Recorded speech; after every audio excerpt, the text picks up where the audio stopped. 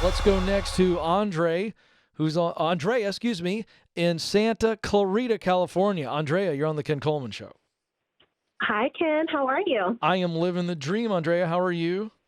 Well, thanks to you, I'm learning how to live the dream. So Come I'll be right on. there with you soon. Come on, lady. Come on. I love it. Right? I love love it it. too.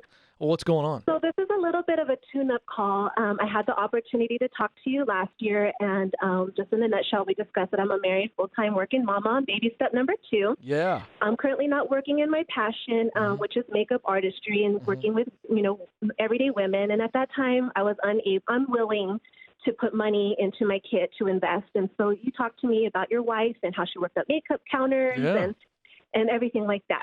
So I also let you know that my end goal was to have my own nonprofit organization doing makeup for homeless women who are trying to get back into the job market. Love it. So to fast forward to today, I didn't succeed at getting a part-time gig, but I did use your proximity principle and started volunteering at a nonprofit organization that works with homeless women trying to get into homes and, all of that. Okay. So I've made some wonderful connections there. And as a result of that, my passion is just burning within me to do my makeup even stronger.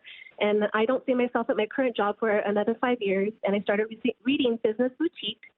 And I want to launch my own makeup business with the concept kind of like Tom's, like buy a service, give a service. And as I've been working with the nonprofit, I've learned that I am able to get donations. When there's a need, I'm able to fulfill that need and get people excited about what I'm doing and get donations.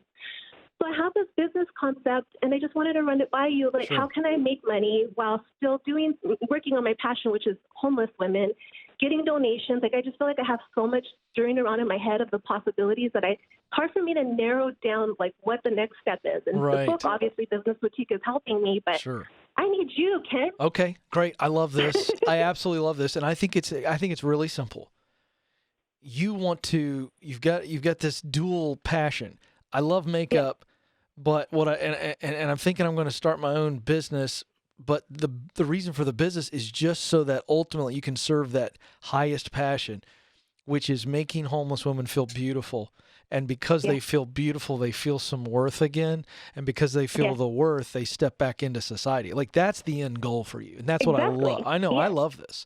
I absolutely knew it. But I also need, like in my Dave Ramsey voice, I get it. Money. I get it. So what I was doing, though, is helping you see this whole deal. I wanted you to see.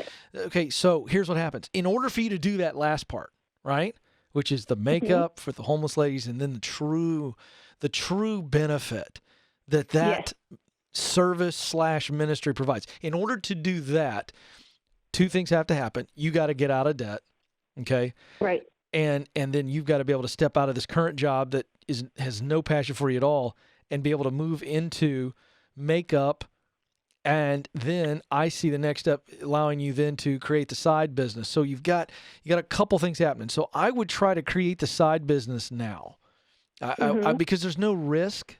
I don't see this being capital intensive. So I would, so you got Christy Wright's book, Business Boutique. And so I would launch this thing just as a side hustle. Don't try to take over the world right now. Your passion is not going to go anywhere. And a big mistake you could make is letting your heart completely guide you. I'm all for the heart pointing you, but sometimes we got to step back for a second. Okay, heart, totally there, but now I got to apply a little bit of my brain to the heart, okay? And so what I mean by that is, you got to keep getting out of debt. So maybe you have to stay in that current job for just a little while longer, but you're okay with that because you're not limited by that, and you get that. And so you're now launching this thing on the side. So start doing some type of makeup service or create something in makeup and test it and come right out of the gate with, when you buy this makeup, we give this, we take an equal purchase, whatever, and we supply this local nonprofit so people can see the connection between my purchase. Yes. And so you've got all that. You've got the relationship. That's a little bit of my question. Since I'm doing a service and I have the kit, how do you apply that with time? Because obviously I'd be devoting my time with the products I already have. I'm not selling a product. How do I divide that time, or how do I show the customer this is the time that I'm putting towards this homeless woman with your paid service? Since I'm like Tom's, you buy a pair, give a pair. It's a monetary type thing. How do you separate that with your time? What do and you show mean? that client, this is what I'm doing. Why do you have to So like show? if say if Why do you have? somebody- Oh, wait. You don't have to show them how much time you're putting into it. This is going to be on the side. So the reality Okay. is you're going to have to create all this online. Okay. Yes. You don't have the time to be out there schlepping this in person. So this is a Facebook page to start because it doesn't cost you any money. And then maybe you can save up some money to get a basic web page or get one of those web templates out there that doesn't cost a lot of money. And you get this thing up there, and then you're spending all of your free time when you're not being a wife and a mother and all that good stuff. You know, you're spreading the word. You're getting your friends to spread the word. You're getting your acquaintances to spread the word. More importantly, getting them to help buy the makeup. And let's see if we can serve 100 women. Maybe that's your first goal. So get 100 clients to buy makeup from you, and as a result, you serve 100 women. That would be a fantastic goal.